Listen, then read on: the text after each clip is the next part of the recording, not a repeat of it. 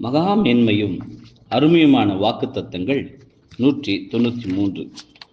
நான் உன்னை விட்டு விலகுவதில்லை, உன்னை கைவிடுவதும் இல்லை என்று அவர் சொல்லியிருக்கிறாரே. எபிரேயர் 13:5.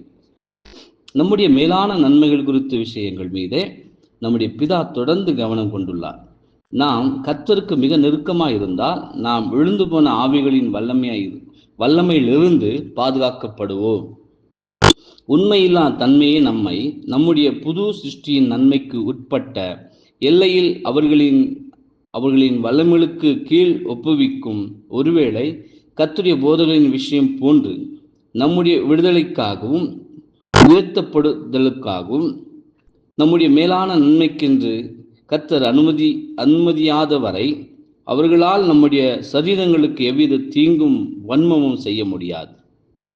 நமது கர்த்தர் கைது செய்யப்பட்டு விசாரணை செய்யப்பட்ட இரவில் பிலாத்து அவனிடம், உன்னை சிலுவையில் அறைய எனக்கு அதிகாரம் உண்டென்றும் உனக்கு தெரியாதா என்று கூறினதற்கு பிரதியுத்தரமாக இயேசு, பரத்திலிருந்து உமக்கு கொடுக்கப்படாதிருந்தால் என்மேல் உமக்கு ஒரு அதிகாரமும் இராது என்றார்.